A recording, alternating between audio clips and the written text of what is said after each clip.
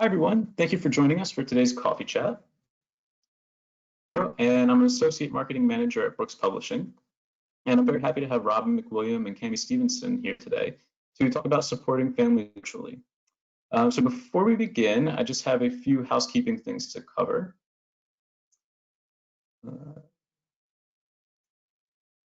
Robin, could you go to the next slide? There we go. So just a few tips for viewing today's webinar. If you have any applications open, such as email or other web browsers, if you close those, that can help increase bandwidth for viewing the webinar today. If you have any questions during the webinar, you can enter those into the questions tab of your webinar panel, and then we'll be taking Q&As at the end. And if you'd like to minimize your webinar panel, there's a little orange arrow at the top, and you can click that, and that'll minimize the panel. And then if you'd like to expand it, you can click that arrow again, and that'll expand the panel. And if you're experiencing any audio issues during this webinar, you can switch to phone audio in the audio tab of the webinar panel on your phone. And also just a couple other notes. This webinar will be recorded, so you will receive a follow-up email tomorrow. And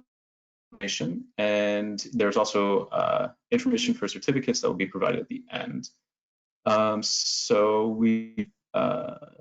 If you go to the next slide, Robin. This one? Yes. We also book giveaway for this webinar. So we're giving away 3 free copies of Robin McWilliam's Routines-Based Early Intervention, Supporting Young Children and Their Families. So 3 attendees will be selected at random and emailed after this webinar. So go ahead and submit your questions during this webinar to increase your chances of winning. And we'll also have a survey at the end of the webinar. If you could go to the next slide, Robin. So at the end of the webinar, you'll just get a quick prompt to complete a short survey. So if you just let us know what you thought about this webinar, you'll also be entered to win a free copy of Robin McWilliam's Routines Early Intervention. And then one more thing to cover, certificates of attendance are available for this webinar. And more information about these certificates will be provided at the end of the webinar. So with that, I'd like to introduce our presenters. Robin McWilliam is the originator of the routines-based model, which is implemented in 10 countries and many states throughout the US. He's also a professor of special education at the University of Alabama, where he founded and directs the Evidence-Based International Early Intervention Office. He's also the founder and leader of the RAM Group, which is an international community of practice fostering the routines-based model. And Cami Stevenson is a supervisor and team leader of service providers using the MISER at the Multnomah Early Childhood Program. Cami also serves as Associate Director for Evaluation for the Routines-Based Certification Institute, the Routines-Based Home Visiting Certification Institute, and the Collaborative Consultation to Children's Classroom Certification Institute. So with that, Robin and Cami, thank you so much for joining us today. Thank you, Dan. It's always a pleasure to be working with Brooks. I've worked with them for 12 years now, since the publication of my first book with them. And it's also a great pleasure to be hosting this with Cami Stevenson. She and I, as Dan indicated, do a lot of work together, and she improves my presence in the field enormously. Today, we're hoping to cover some of these things. As usual, I have overplanned, but we think we're going to talk about who our target audience is, challenges in working in today's conditions, the practices related to the routines-based model, the principles behind it, some special situations, and then conclusions and questions. So, Cami, are you doing this part? Yes. So okay. Our assumptions for who has joined us today is that we have planned to talk about things that for somebody who might have a child in their classroom with a disability, or that your professional day-to-day life is working in a classroom and you don't have a lot of contact with families, But you do have that expectation now that you are working directly with the adults in the environment instead of the kiddos in the room. So that's where who we're thinking of. However, the information we're going to talk about today really does work for anybody that you are working with a family with. So we're excited to start out with talking about again what our model is talking about is that we are really providing support to the adults in the environment. We know that young kids, little kids, especially ones with disabilities, really have a difficult time learning from a device or learning online. We know kids, little guys, have really short attention span, and they might not have great engagement with something on a device or online. We also know that having kids try to listen to our instruction or our interventions online is kind of a joke too, and because we know kids learn definitely with the people in their environment, with the items in their environment, toys or materials, and that they are active in their environment. So we can be supporting kids and families to help their kiddos while we're doing virtual learning. Thank you, Cami. So, hey, Cami, before you go anywhere, what do you think these 7 things are? Well, I know your graphic designer has really spent a lot of time working on this image, and I am going to guess that they are pizzas. Yeah, well, that wouldn't be true because I've never seen you take a pizza slice that small. Good point. Okay. All right, so these are these are days of the week. And so we have 7 days of the week. Let me get my pointer on here.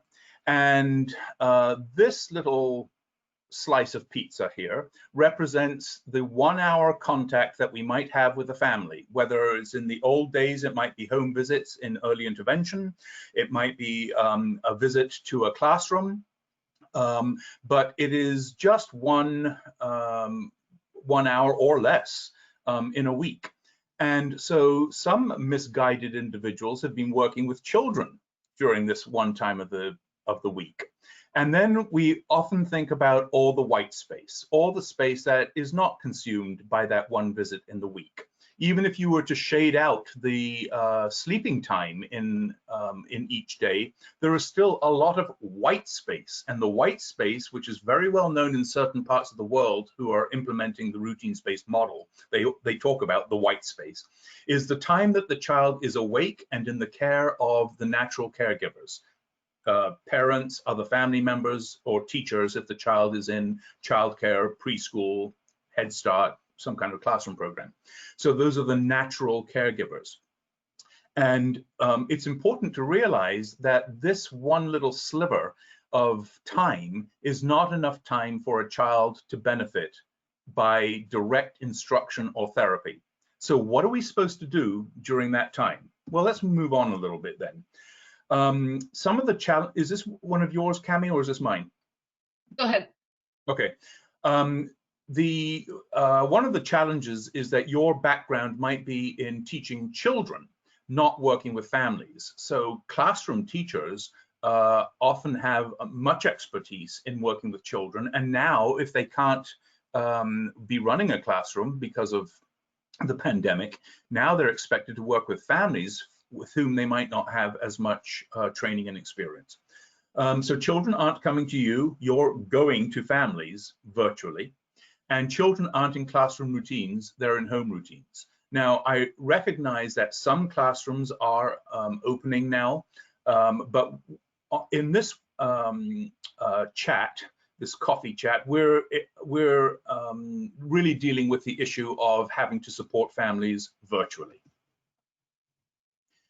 The 3 main parts of the practices that we're going to be talking about are assessing needs virtually, determining the priorities outcomes or goals, and making virtual visits. So when we assess needs, we think about engagement, independence, and social relationships. People who adopt our model often abbreviate this down to EISR. So engagement, independence, and social relationships. Engagement, I've been studying this for many years now, and the definition really hasn't changed over time. It is the amount of time, or let me just make a point that it's about time spent. It's not just about individual skills, it's how children spend their time. The amount of time a child spends interacting with adults, peers, or materials, which pretty much covers everything, in a developmentally and contextually appropriate manner. So it has to be appropriate behavior. If a child is misbehaving or crying or something that we don't want the child to be doing, then it's not engagement. And engagement occurs at different levels of competence, from simple, repetitive engagement like babies display, all the way up to persistence and problem solving, the use of conventionalized language, and so on, the whole gamut. I want to just say that when we focus on engagement, we're always interested in expanding the duration of engagement, the amount of time, as well as the sophistication of engagement. And this can apply across all kinds of routines. The model is called the routines-based model. It can apply across all kinds of children, from children with profound disabilities to children who are typically developing, and all kinds of outcomes or goals. In traditional language, that would include cognitive, communication, motor, etc. We always think about children's functioning in terms of engagement, independence, and social relationships. Okay, so when you assess children's and families' needs, we can end up with three kinds of goals. Child goals, which are goals for the child to learn to do something. Child-related family goals, which are goals for the adults in the classroom, adults in the child's life, who, but the goals that are related to the child with special needs, such as learning to use sign language so that you can teach your child's signs, getting more information about your child's disability. Those kinds of goals are child-related family goals. And then there are family-level goals. Cami, can you think of what are some good examples of family-level goals in your experience? Maybe something that the parent is wanting to do, such as get a new car for the family to be able to go back and forth from doctor's appointments. Maybe a parent wants to go back to school or find a new occupation. So it's something that the parents are doing for their family or for themselves. Yeah, I think that one of the most common ones we're finding now, because of the way we do our routines-based interview, is time for parents for themselves or for themselves with another person. Those are examples of family-level goals. And some of you who work in the United States in preschool might think, well, hell, we can't put these kind of goals on our IEP.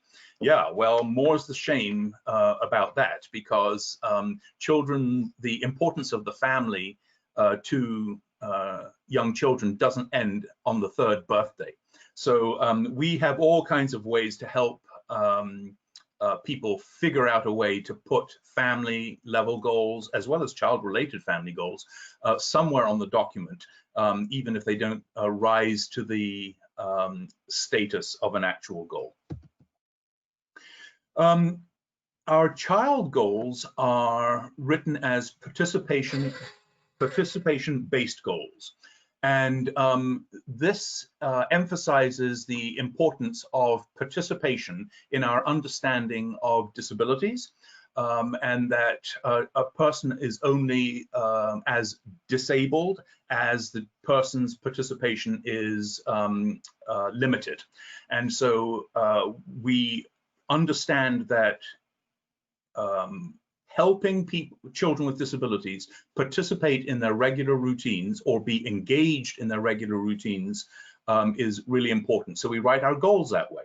And so here is an example of a goal that would be written as a participation-based goal. Dolores will participate in breakfast, playtime, and dressing time by naming colors correctly. So the issue that she has is she can't name her colors, and the parents wanted her to be able to name her colors. This came up as we were talking through the different times of the day. It came up at breakfast time, it came up at playtime, and at dressing time. So now we have here the statement, the goal statement. And so we look at this and we think, well, but that's not measurable. But wait, we have 3 measurement criteria that we apply to all of our child level goals.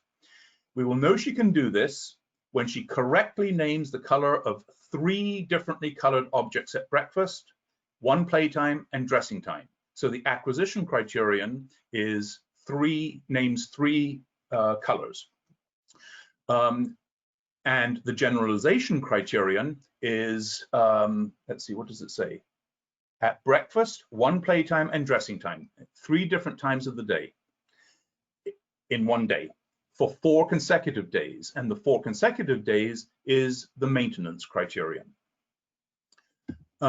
Here's another one. Rose will participate in car ride home, circle, and centers. So this is an example of some classroom routines plus the car ride home by using 2-word combinations. So Rose hasn't reached that level yet, and the family would like her to be able to use 2-word combinations. We will know she can do this when she uses 3 true 2-word combinations during each of these 3 times of the day on 5 consecutive days.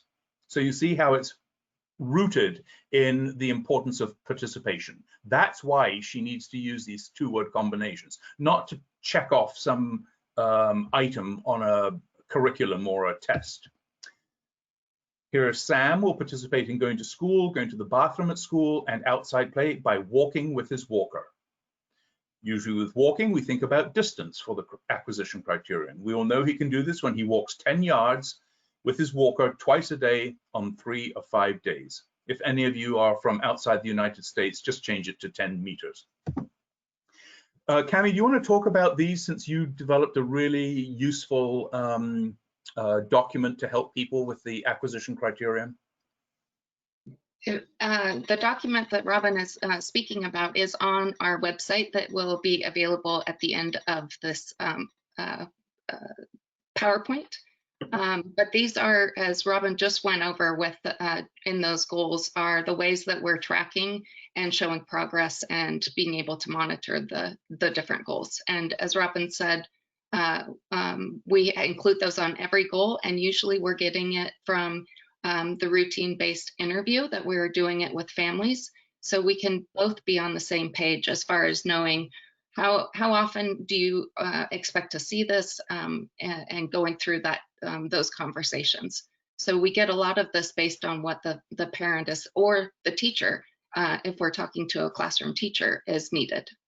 Mm-hmm. For communication goals, which are quite common, of course, in early intervention and early childhood special education, often the frequency is the number of words, the number of statements, the number of initiations, etc.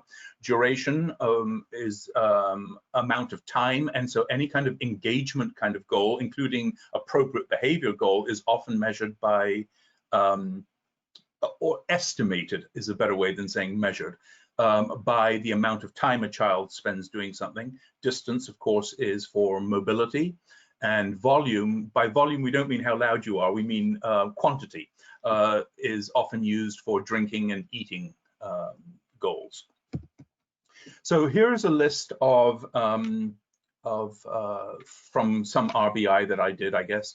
And you can see the variety of types of goals that come from a routines-based interview. Use 2-word phrases, participating with family, make choices, and then Henry, keep hands and feet under control. Family conversation at dinner, that's a family goal. The family wanted there to be more family conversation. It's not a goal just for the child. Henry, sit down at dinner. There, the routine is obvious. Asking questions during the car ride, that's for Henry. Family playtime together. free time, all 5 or 6 of you. No freak out with poop, smell, and water running. This kid would have a temper tantrum if he smelt poop or if he heard water running. That was a fun one to work on. Brushing teeth, go to potty by himself, which doesn't really go with number 9. Find out what's going on with Henry, in other words, information about his special needs.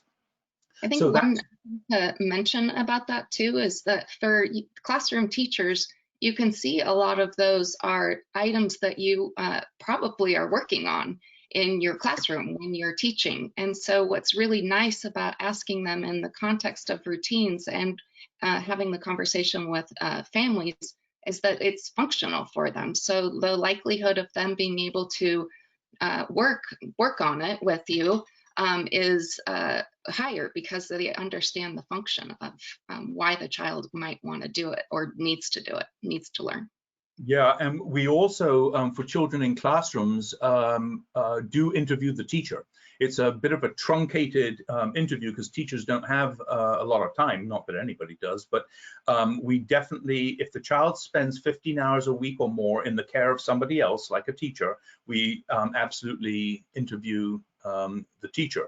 In these days with virtual support, you can see that the child is in home routines right now, but teachers obviously can work on using 2-word phrases, making choices, helping the family with behavior management, etc. So the point that Cami's making is that many of these, they're functional skills. So they're things that any adult who is competent in working with children can help the family with. Good. So, Cami, what is the next one that you're dealing with? Is it this one? Okay.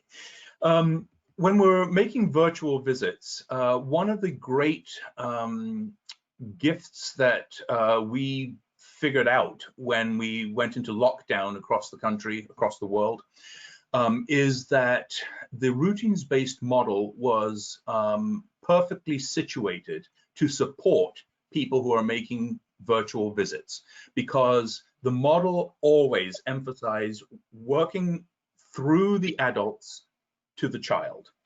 Back to the 7 circles point, that in this model, we never went into homes and worked directly with the children. We never went into classrooms and pulled the child over to the side or even out of the room to work with the child. In this model, we always worked with the natural caregivers. So when we had to do it through technology, it wasn't such a big shift. The biggest difficulty is probably that there are times where we might demonstrate something with the child, which obviously we can't do directly now. So in a routines-based home visit, the family sets the agenda. We'll show you how they do that in just a minute. And they decide on the focus of the visit. We often begin by reviewing interventions that they said that they wanted to carry out between the previous visit and this visit. And the caregivers in virtual home visits might demonstrate for us. And we sometimes prompt it by saying, can you show me what you were doing? Or would you like to show me what you have been doing? Also, of course, we're developing strategies with caregivers. And if we have a goal, a child goal, and we haven't previously developed a strategy for it, part in the home visit or the virtual visit, we're developing that strategy with the caregiver, not for the caregiver. We also make a plan for the next visit. Now, the intervention matrix is critical to routines-based visits. We have down the left-hand side the short version of each goal, basically just the skill in the case of children's child goals, like use 1 word or sign. We also have family goals. This is Shamika, the mother, get information about inclusive preschool options. That's something that she said she wanted. They are also listed in the order of importance to the family. So the family chose these 12 goals. And by the way, in the routines-based interview, they almost always end up with 10 to 12 goals. And then we make sure that we find out what the order of importance is to the family. So across the top are the routines of the day. These are all home routines, which in virtual visits would be logical. And the X's, of course, are the routines in which these child goals were needed. Where we don't have X's are family goals, because family goals are not tied to routines. Family consultation is what we call our method of, it's basically collaborative consultation, but with families.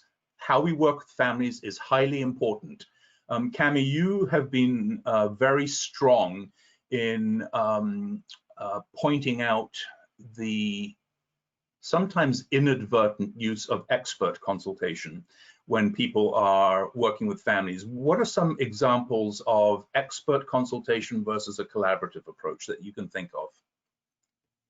In my terms, I believe the expert approach is when we come in and we might coach to a specific skill or intervention, meaning we're teaching the parent something without asking any questions or getting any context. So it's more of the professional's agenda. What we do is we are asking enough questions to really understand what the family has done, the context of the situation, who's around, what are the expectations of the routine, and then helping ask enough questions to see if the family might come up with some ideas themselves. And then we want to make sure that the family is walking away with an idea that they want to try. So if the family doesn't come up, it's not like we're going to ask 100 different questions, kind of waiting for them to think of something. We do have a lot of ideas, but we're making sure we ask a lot of questions to find out maybe what they've tried already before we make a suggestion. And then we might have some modeling or some walking a family through it. So we still might be teaching, but we're making sure that we have all the information first. Okay. And so I think you might have been the one who coined the term stick the landing, which is come up with a suggestion, but only after we have plenty of context. So the suggestion is going to be a good one, as you said. Okay. I'm not going to go into detail about this. This PowerPoint presentation, you know, is a handout that was provided by Brooks with this coffee chat. But it is really important to start using principles of andragogy, which is adult learning theory, in our work with families and with teachers. The professional is using family consultation, as we just described, with the caregiver, who uses incidental teaching in our model with the child. I'm going to skip around just a little bit in the interest of time. Let me see where we are. Yeah, I think I'll do Hoosiers Rule and then principles. Yeah, and then I think we'll be good for questions. Is that okay with you, Cami? Yes, that's a good idea. All right. So Hoosiers Rule. What is a Hoosier? Is anybody out there from Indiana? Because a Hoosier is a person from Indiana. It is also the term applied for the university, for Indiana University's sports team. And it is also the name of a really great sports movie. And in this movie, Gene Hackman plays the part of a coach who is hired to coach this high school team, this very lackluster high school team, basketball team. Indianans think they know a lot about basketball, but really North Carolina is actually king of basketball. And so, or queen of basketball. So Gene Hackman has this team, and to cut a long story short, he realizes these kids need to pass the ball more. So he institutes a rule. And the rule is, he asks the kids, how many times you're going to pass the ball before we shoot? And they all have to say 4. So you have to pass the ball 4 times before you take a shot. That increases the likelihood that the shot is a good shot. It's the basket is open. There are no defenders in the way, and so forth. So what on earth does this have to do with early intervention and early childhood special education? Well, let's change the coach for a minute and change the question slightly. There's the coach, the new coach. How many questions are we going to ask before we make a suggestion? Same answer, 4. Now, you should try this. It's actually really hard. Cami quite often will catch me and say, wait a minute, you haven't asked me enough questions before coming up with your suggestion. So try it, because this is good self-regulation for professionals who tend to be experts. We tend to be very helpful. We're nice to families. We have experience and knowledge. And so the minute a family starts talking about a problem, we just can't wait to give them a suggestion. Well, what that ends up doing is it means that we have given them the suggestion instead of building the strategy with them. And so I'm going to make one important point here, and that is that every visit, virtual or live for that matter, is about building the caregiver's capacity so that they can have all the knowledge and skills and confidence and competence that they will need when we are not there, because the important time is when we're not there. So to that, I'm going to talk about these principles, and then we'll go to some questions. First principle is all the intervention occurs between visits. So I'm defining intervention as what the child receives. Second is the 2-bucket principle. The 2-bucket principle is that a caregiver can only fill her child's bucket to the extent that her bucket is full, or his bucket is full. So we want to make sure that the adults in the child's life have what they need so that their bucket isn't empty, and then they would have nothing to give their child. So that's one of the reasons why we actually have family level goals. We also ask ourselves all the time, whose child is it? We rarely question families' priorities and decisions about their child. It's their child. The purpose of our visits, as I said, is to build family capacity. We use collaborative versus expert consultation, as Cami was describing, and we have an ethical obligation to provide information. So if we do have information that we feel the family is missing, we do have an ethical obligation to provide the information, but we have no ethical obligation to force the family to act on that information. Okay, let me jump a little bit.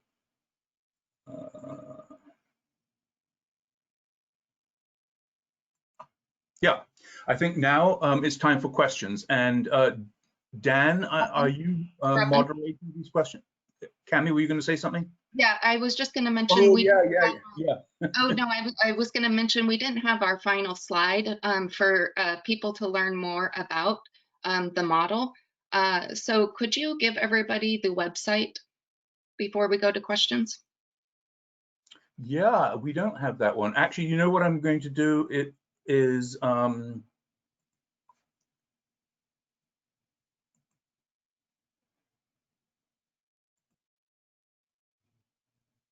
here it is. This website is, the URL is EIEIO at UA, not at, let's start over again, EIEIO.ua.edu. And you'll get a lot of information at this site, including materials. We are well known around the world for making our materials freely available to everybody. And so here you can see lots of materials that are listed on the materials page, and they come in various languages because the model is implemented in many places around the world.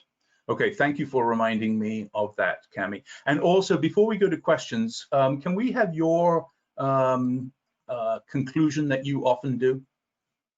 Yeah, I just like to take the moment to acknowledge that you guys are in a very different situation if you have been classroom teachers. You probably went to school to work with children, and now here you are now working with adults.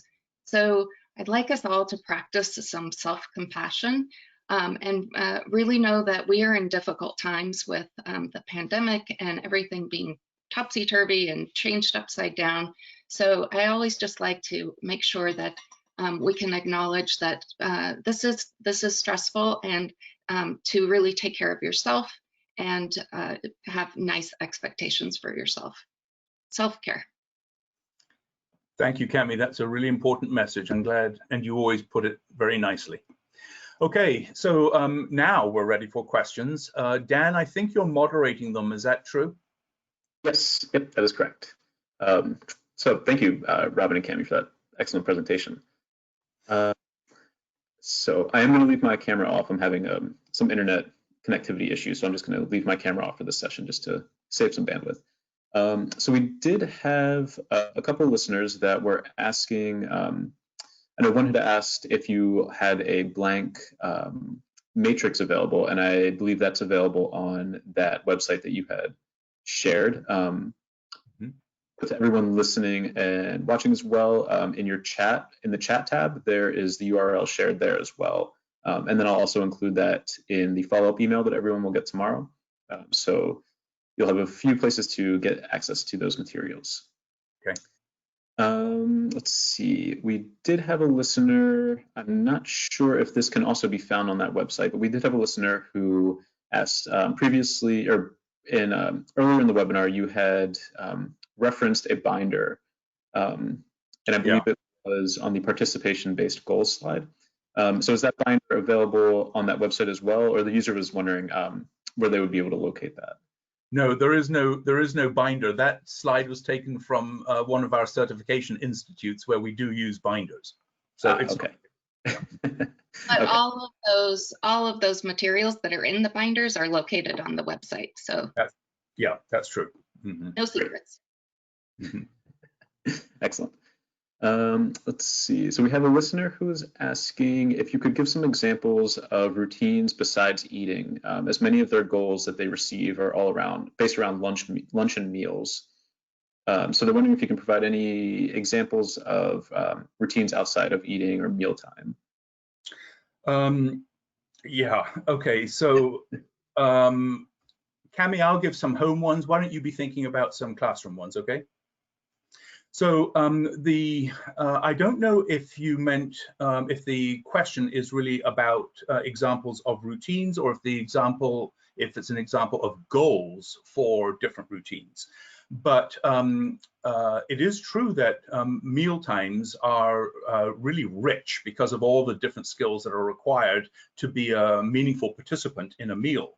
And so for home routines, breakfast time, the first meal of the day, is often the longest. It's the routine that we spend the most time on, because it's early in the interview and many skills are discussed. But then other important home routines are hanging out time, which some people call playtime. There's outside time, there's nap time, there is in the evening is rich with, and some of those are repeated. So we have more than one hanging out time in a day. We often include diaper change or toileting as a routine. And remember, in each of these routines, there is engagement, independence, and social relationships. And so Brooks has actually just published an instrument that Naomi Youngren and I have developed called the MISER, the Measure of Engagement, Independence, and Social Relationships. So you should go to the Brooks website and check out the MISER. That's for skills birth to 36 months that skills that children have in different home routines. And then, of course, in the evenings, we have dinner preparation time, which, by the way, is a very important routine. It's often the most difficult one for families. Bath time, bedtime, and then through the nighttime. Those are some examples, and we have goals. We end up writing goals in all those different times of the day. Cami, do you want to? I don't know that we have many classroom routines in this current time, but what kinds of classroom routines might we be thinking of beyond lunch? Mm-hmm. We can be thinking about circle time, or like a small group. Some people call it table time. Going outside. There's a lot of similarities to some routines that we do across both environments. Music time, storybook time. large group, so maybe gym time. Yeah. Right. Mm-hmm. And the more developmentally appropriate the classrooms are, the more similar they might be to home routines. And yeah, okay. Next question, Dan. Great, thank you. So let's see, we had a couple of listeners who are asking if you have any successful strategies or tips to ensure that families are gathering data at home with fidelity and accuracy, as early childhood special educators are ultimately responsible for the data gathered when progress monitoring. Yeah, I think that that's an unrealistic expectation, and we have no strategies for that. So we use a guesstimate approach to gathering data. So remember, we're gathering 3 kinds of criteria, data on 3 criteria per goal, and we have 10 to 12 goals. But the way that goes is we, let's say that our criterion for acquisition of a skill, which needs to be meaningful, by the way, you know, it can't be some crazy thing like 75% of the time, because nobody's going to count the denominator, let alone the numerator, and do the percentage. So it would be, for example, that the child will use, I'll go back to the 2-word combinations. We would ask the parent, so how is Rose doing with using 2-word combinations? And the parent might say, oh, she's doing pretty good. She she sometimes puts 2 words together. Okay, so sometimes she puts 2 words together, like, and you had targeted this for hanging out time at home. Have you heard her using it at that time? Oh yeah, she uses 2 words together quite a lot at hanging out time. All right, so think about the last few hanging out times that you've had. About how many times did she use 3 different 2-word combinations? Oh, at least 4 or 5. Okay, now you also had this down for bath time. How's it been going at bath time, her using 2-word combinations? No, she doesn't. She's too busy playing. She doesn't really use 2 words together at bath time. So you see, this is the kind of conversation that we have to get our best estimate of the child's performance, and we document that on something we call the next steps form, which you can find on the website. And so we know that we're sacrificing precision for authenticity, because when you have data collection that involves stopwatches, tally marks, and things like that, often that's not on things that are actually functional in everyday life. So that's our approach in the routines-based model. Robin, you also are mentioning the way you had that conversation. Another document that people might find helpful is the TGIF. And so that is also on the material page, and that has an independent and how independently and frequently, yeah. Mm-hmm. Frequency, yeah. As far as when a family is seeing that. I think that it might be good for us to actually show. This is the next steps form, and it's on the website. So what we did today, what we will do from now until the next visit, and the plan for the next visit, is similar to a form that Sheldon and Rush use in coaching. And then the TGIF is in tools, probably. Yeah, here it is. Here's a version of the TGIF. You should make a better one. This is made a long time ago. And so as each goal is listed down in these open spaces here, and the ratings are, as Cami said, for the frequency and independence with which the child does the skill. And so this is good progress monitoring. So it's a rating scale. So. And yeah. You're also talking about these goals on every visit. And so you might be thinking, well, a parent's not going to be tracking 2-word phrases. But actually, if you're talking about it within those routines, it's very natural for a parent to say, oh, yeah, they're starting to put 2 words together, or give some examples. So it really is a data collection system, even though we say we don't collect data from or make parents do the data. Yeah. Actually, the current version of the blank, so the blank next steps form makes it clear what we did today and progress on any goals discussed. So what you enter in here ends up being our data, as Cami said. Excellent, thank you. Let's see, we also have a handful of listeners who are asking if you have any tips or suggestions for transitioning families who are used to a model of a teacher working directly with a child to a more collaborative, goals-based model.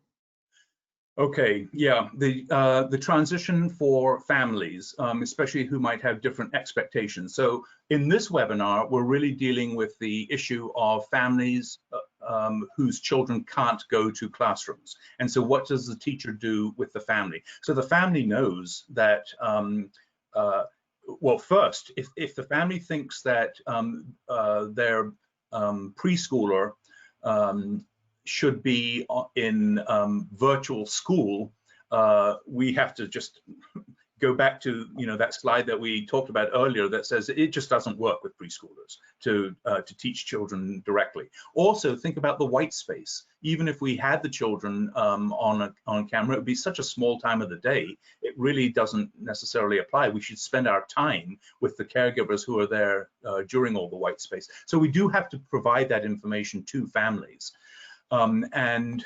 We've quite often had to deal with a system of service delivery that was based on direct intervention with children, and we moved to a family-centered or collaborative approach with teachers.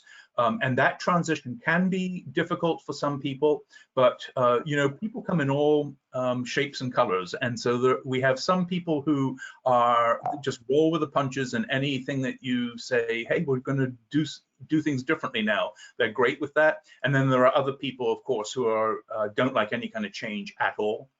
And we might have to explain that. So one of the explain that why it is that we want to make a change.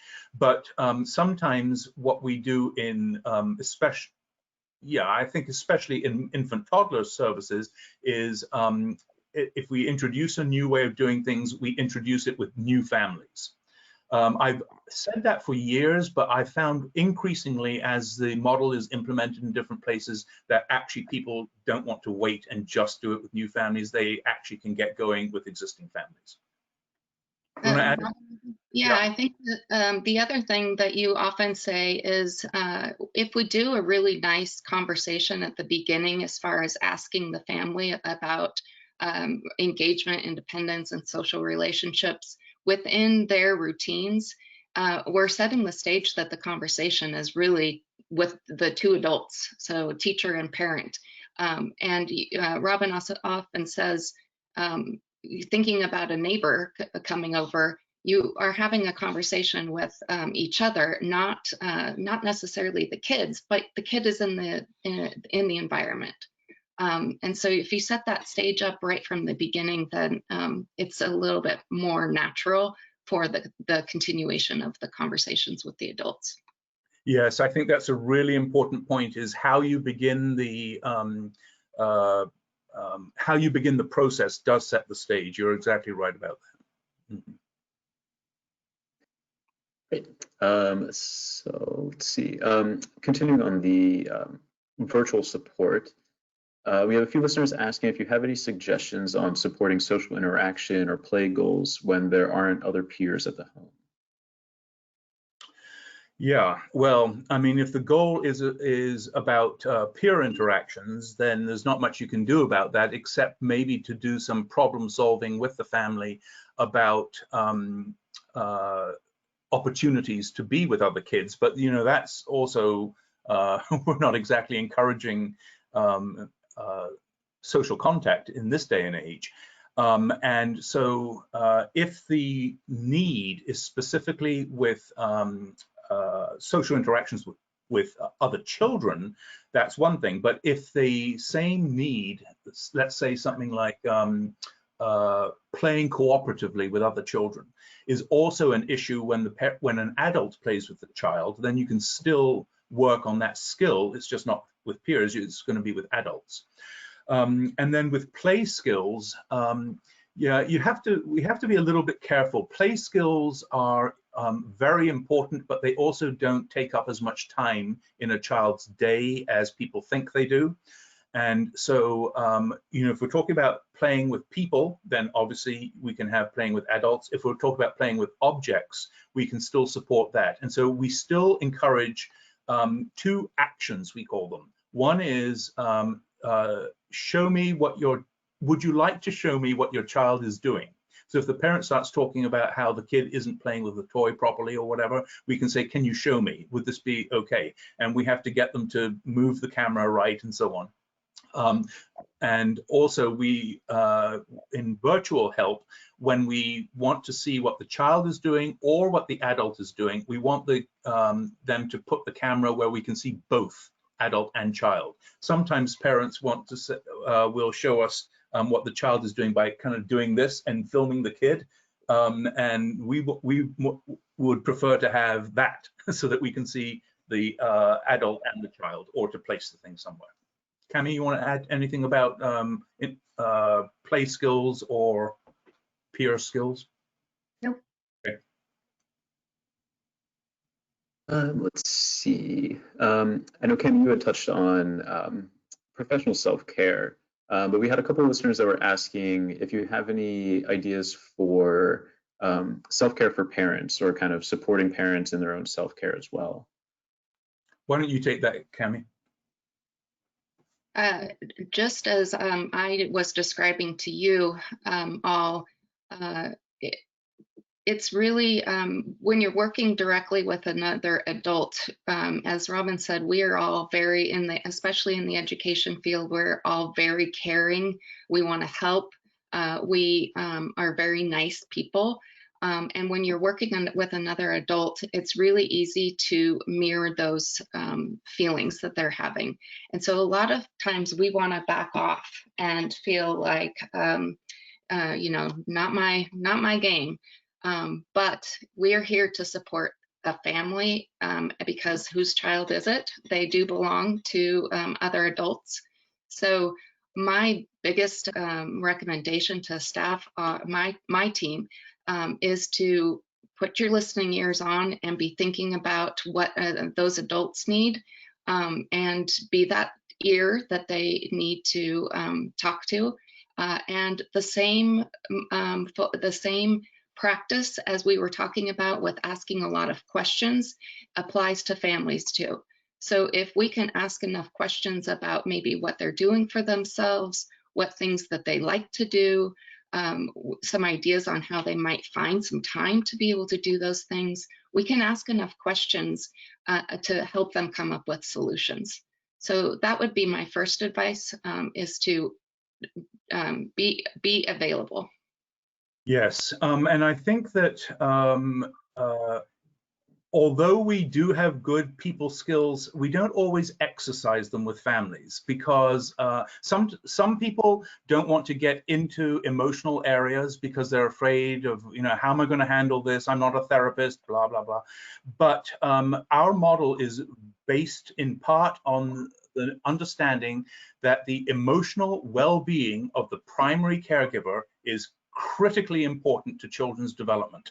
So we need to be able to say to families, especially now, it's on our checklist now, actually, to check in with families about how they're doing in the pandemic, is how are you doing? And if they don't want to get into it, that's fine. They don't have to get into it. But we have to provide the opening to them so that then we can do what Cami's talking about, which is the listening part. But it's our responsibility to provide the opening. Great. Okay, I think we have time for one more question. Let's see. I know we had a lot of listeners who are asking if you offer more detailed or in-depth RBI trainings, either online, or I guess now would be mostly virtually. I don't think there's any in-person trainings now, but like in-depth RBI trainings. Yes, we do that sort of on demand right now. So I'll give you a couple of examples. I'm doing RBI boot camp in Alabama. So it's a bunch of sessions 8 sessions, at the end of which a person should be able to do an RBI with fidelity. Cami and I also have just recently been talking to a group in Singapore where we're going to be doing virtual training for them. We have trainings going on in Spain and other places also. And so the on-demand thing would be where a group would come to us and say, we want our people to be trained, and then we start making the arrangements.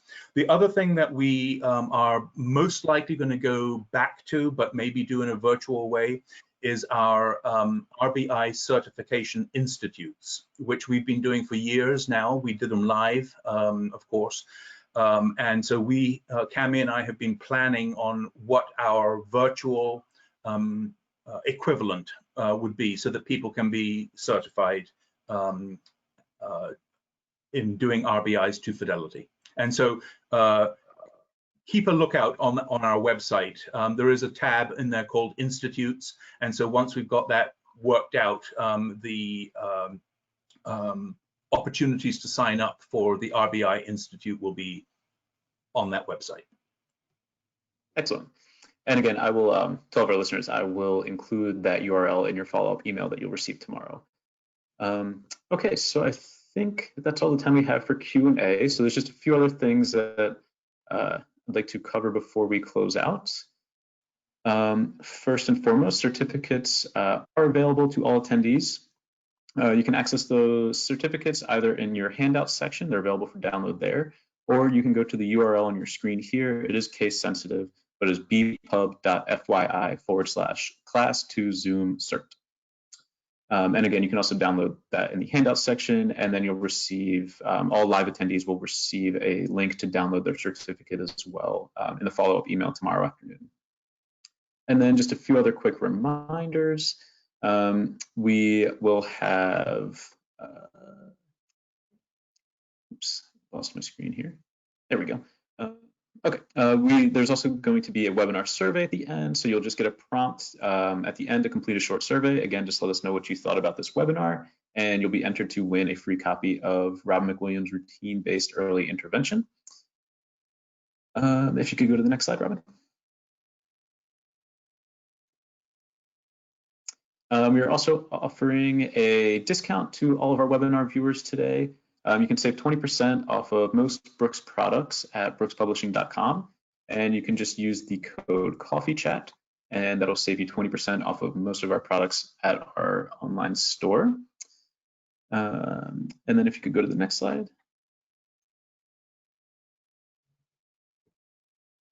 And if you are looking for additional professional development opportunities, like the coffee chat that you've watched today, we have a few more scheduled for our fall season, and then we also have tons of recorded coffee chats as well. And you can see all of those at bit.ly/Brooks Coffee Chats. And you can also find those at brookspublishing.com. On our homepage, there's a link to access all of our coffee chats. And last but not least, you could go to the next slide, Robin.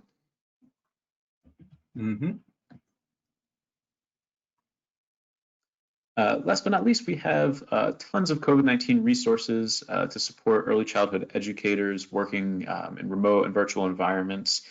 We have all sorts of recommended readings, downloadable resources, and other professional development webinars. All available on the Brooks Publishing website, and you can find those at bpub.fyi/COVID-EC. And again, those are all case-sensitive URLs. And you can also find these URLs in these slide handouts, just in case you don't get a chance to write those down. If you download the slide handouts, you can get those URLs from there as well.